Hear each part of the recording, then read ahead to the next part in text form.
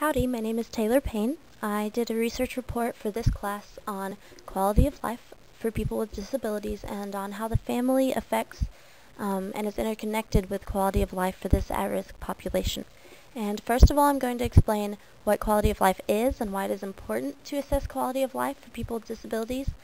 There is a debate over whether people with disabilities can accurately assess their quality of life. So I'll talk a little bit about that, and then I will discuss how the family is an integral part of quality of life for people with disabilities, and specifically how empowerment by the family and within the family affects quality of life for these individuals. Quality of life defined. There is no standard definition across all research for quality of life, but viewpoints are bulleted here as stated by Borthwick-Duffy, and Borthwick-Duffy presents 3 viewpoints on quality of life. Quality of life can be viewed objectively. It is the quality of one's life conditions.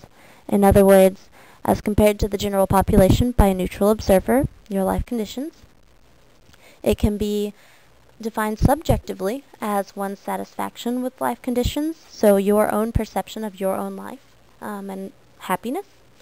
And then also it can be a combination of both conditions and satisfaction, so both objective and subjectively addressed. And that's how most of the authors address it that I have found.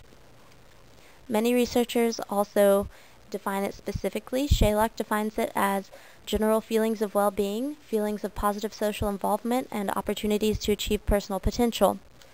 Liu defines it as undefinable. Individuals differ in what they find important. Everyone views life differently, so it cannot be defined at all.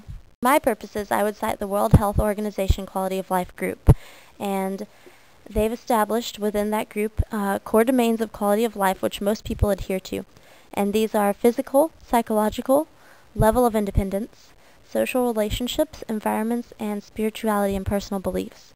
And one of these that is very pertinent to individuals with disabilities is the level of independence. So I will focus more on independence and empowerment later on in the presentation.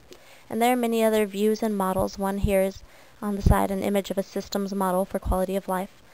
Told you a lot about what quality of life is. So why is it important in relation to people with disabilities specifically? And first of all, there were a few things talked about in our text. The Individuals with Disabilities Education Act and also the No Child Left Behind Act, which brought parents more into the education process as not just having rights, but also having responsibility and being a part of decision making within the school. And according to Samuel, basically, government policy is calling for an integrated family involvement with the school system to meet the needs of children with disabilities. And part of this involvement is going to be assessing the quality of life of the child. Is the intervention at school working? Is the home environment conducive to learning? Is the child able to experience a quality of life that's best provided by the school and the family together? And this can influence legislation, such as the previous Individuals with Disabilities Education Act and No Child Left Behind Act, to support and heighten involvement in the educational process for the family. So that would explain why quality of life assessment is so important for this special population. But how is it assessed for people with disabilities? And there are various instruments for this purpose.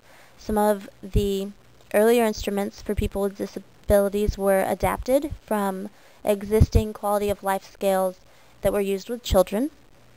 And I found that there were a couple of really useful reviews and articles for this. One that I used is by Robert Cummins. It's the first one listed here, Self-Rated Quality of Life Scales.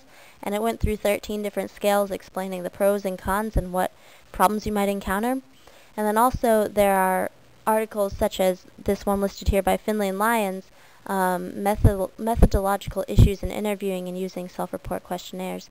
And this one goes through various issues that come up, whether the individual is understanding the question or answering the question in the way that they should be. So obviously a lot of factors go into assessing individuals with mental disability for quality of life. But there is some debate over whether this is even possible. And the whole point of it is, are legislative changes effective in improving the quality of life of people with disabilities, and how do we know? So can people with quality can people with disabilities accurately report their quality of life? Can it be measured regardless of level of mental retardation or incapacity? And are these individuals able to express themselves to the same degree? And I believe the answer is yes, and many professionals have reasoning which supports this. Amundsen is a disability rights advocate, and he reasons that happiness is not a direct response to circumstances, but a response that is mediated by our possibly changing psychological reactions to these circumstances. Anyone given the ability to express themselves should be able to say if they're happy or not about something at some point in time.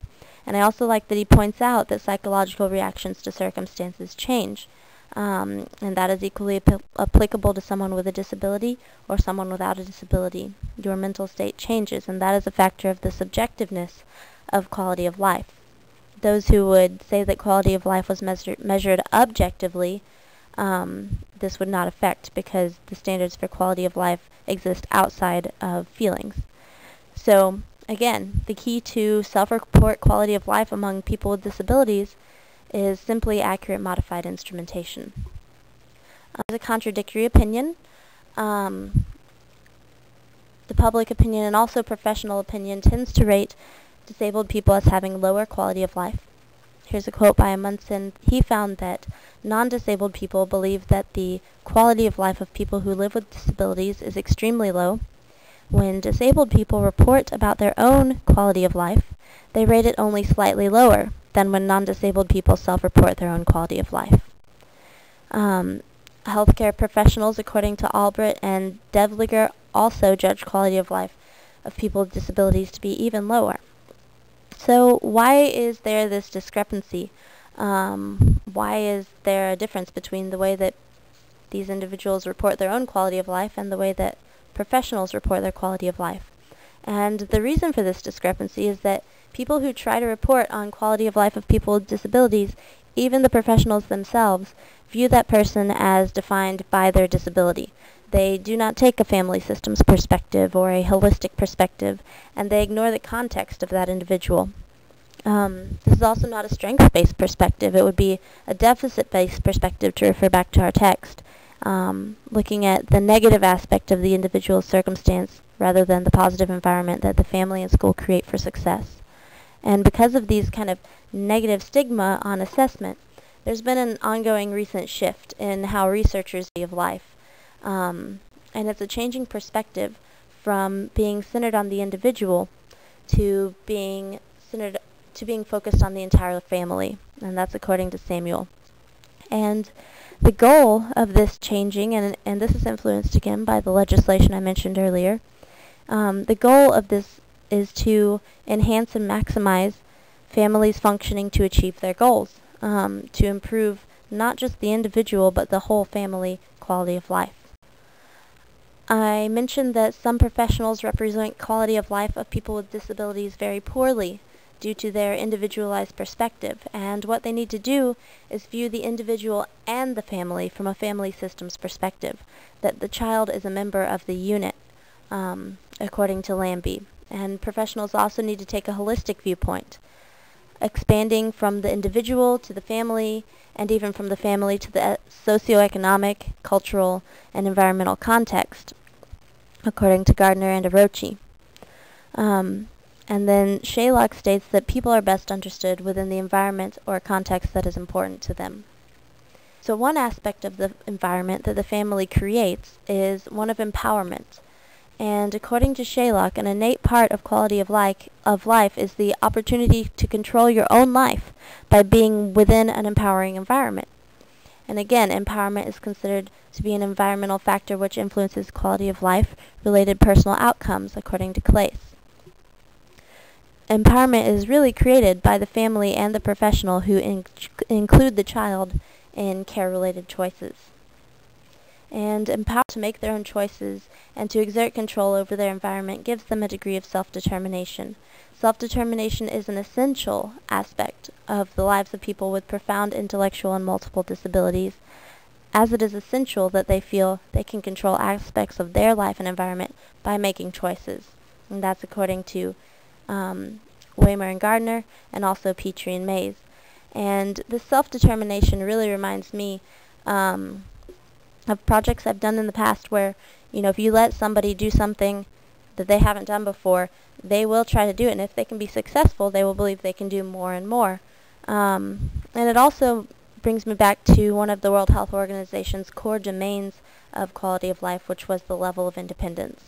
Being allowed self-determination shows the individual that they are worth something and that they don't have to exist in a world that someone else created around them.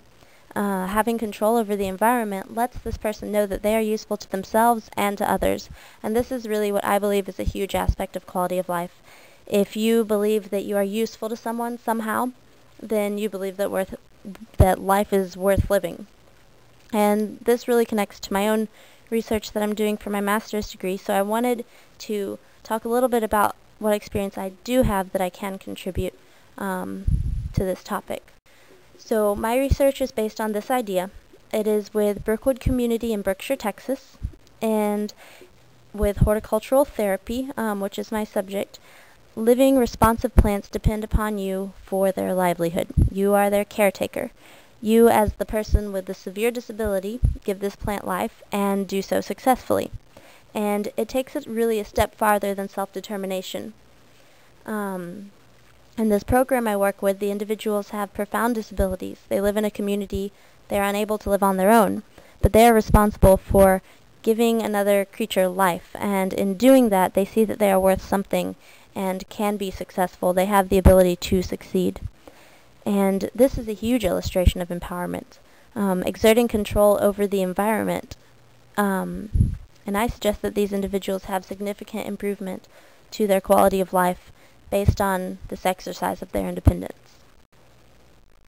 So, to kind of wrap it all up, I've gone over quality of life as a multidimensional concept, defined in many diverse ways. It can be subjectively, objectively, or in both ways, and it includes core domains which the family can influence. Assessing quality of life helps direct legislation in how to better meet the needs of people with disabilities. And individuals with disabilities can accurately assess their quality of life, and it should be assessed, regardless of any misconceptions that have been in the past. Also, because of the many factors affecting quality of life, it is beginning to be viewed from a family perspective as a result of the context and the environment from the family system's holistic perspective. And the family affects the individual's quality of life through empowerment and through self-determination, as I focused on earlier in the slides.